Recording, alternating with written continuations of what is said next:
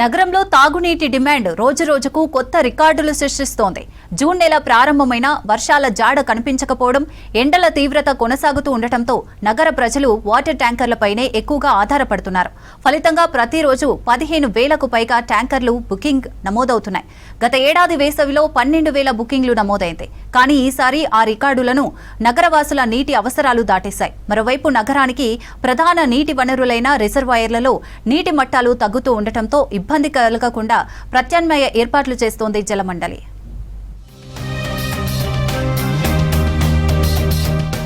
June వచ్చినా హైదరాబాద్ లో ఎండల ప్రభావం మాత్రం తగ్గడం లేదు. సాధారణంగా జూన్ మొదటి వారంలో వర్షాలు ప్రారంభమై ఉష్ణోగ్రతలు తగ్గాల్సి ఉండగా ఈసారి పరిస్థితి భిన్నంగా కనిపిస్తోంది. వర్షాలు ఆలస్యం కావడంతో నగరంలో తాగునీటి అవసరాలు ఒక్కసారిగా పెరిగిపోయాయి. ఇంటి అవసరాలు, అపార్ట్మెంట్లు, వాణిజ్య సముదాయాలు, హోటళ్లు, చిన్న పరిశ్రమలు ఇలా అన్ని వర్గాలు అదనపు నీటి కోసం ట్యాంకర్లను ఆశ్రయిస్తున్నాయి. ముఖ్యంగా నగర శివారు ప్రాంతాల్లో భూగర్భ జలాలు అడుగంటిపోవడంతో ప్రజలు పూర్తిగా ట్యాంకర్లపైనే ఆధారపడే పరిస్థితి ఏర్పడింది. దీంతో నగరంలో నీటి వినియోగం గతేడాదితో పోలిస్తే గణనీయంగా పెరిగిందని చెబుతున్నారు అధికారులు.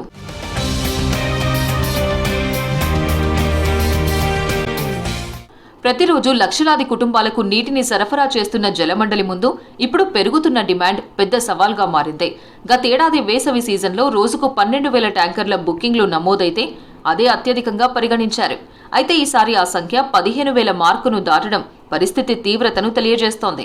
రోజుకు వేలాది కొత్త బుకింగ్లు వస్తుండటంతో ట్యాంకర్ల నిర్వహణ, సరఫరా షెడ్యూళ్లను అధికారులు నిరంతరం పర్యవేక్షిస్తున్నారు. నగరంలోని అనేక ప్రాంతాల్లో బోర్వెల్లు ఎండిపోవడం, భూగర్భ జలాల మట్టం గణనీయంగా పడిపోవడంతో ట్యాంకర్లకు డిమాండ్ మరింత పెరిగింది. ప్రజలకు ఆలస్యం లేకుండా నీటిని అందించేందుకు అదనపు ట్యాంకర్లను కూడా వినియోగంలోకి తీసుకొస్తున్నారు జలమండలి అధికారులు.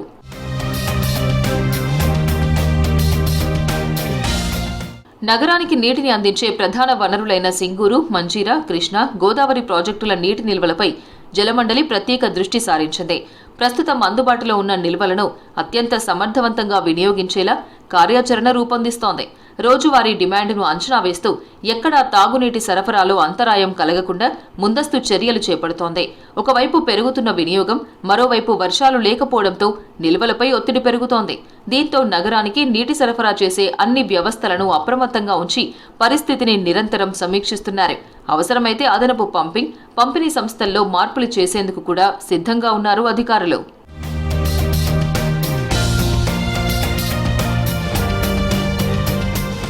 పరిస్థితిని దృష్టిలో ఉంచుకుని జలమండలి ఇప్పటికే సింగూరు రిజర్వాయర్ నుంచి ఎమర్జెన్సీ పంపింగ్ ప్రారంభించింది.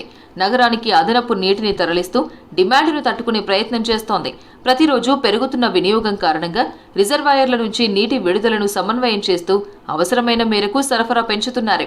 మరోవైపు మాన్సూన్ వర్షాలు ఎప్పుడు ప్రారంభమవుతాయన్న అంశంపై కూడా అధికారులు నిశితంగా గమనిస్తున్నారు. వర్షాలు ఆలస్యమైతే పరిస్థితి మరింత క్లిష్టంగా మారే అవకాశం ఉందని భావిస్తున్నారు. అందుకే ముందస్తు జాగ్రత్తగా ప్రత్యామ్నాయ నీటి వనరులను సిద్ధం చేసుకుంటున్నారు.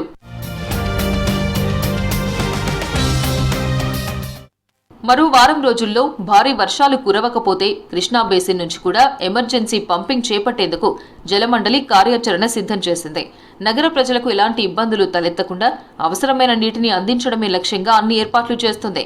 వాటర్ డిమాండ్ పీక్ కి చేరడంతో ప్రస్తుతం ట్యాప్స్ ద్వారా సరఫరా చేస్తున్న టైమింగ్స్ కూడా తగ్గించారు అధికారులు.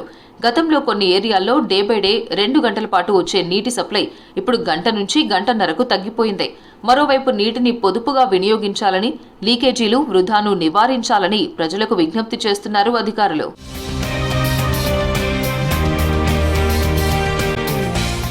పెరుగుతున్న డిమాండ్, తగ్గుతున్న సహజ వనరులు, ఆలస్యమవుతున్న వర్షాలు నగర నీటి నిర్వహణ వ్యవస్థకు పెద్ద పరీక్షగా మారాయి. రానున్న రోజుల్లో వర్షాల పరిస్థితి ఎలా ఉంటుందనే అంశంపైనే నగర నీటి సరఫరా వ్యూహం ఆధారపడి ఉండనుంది.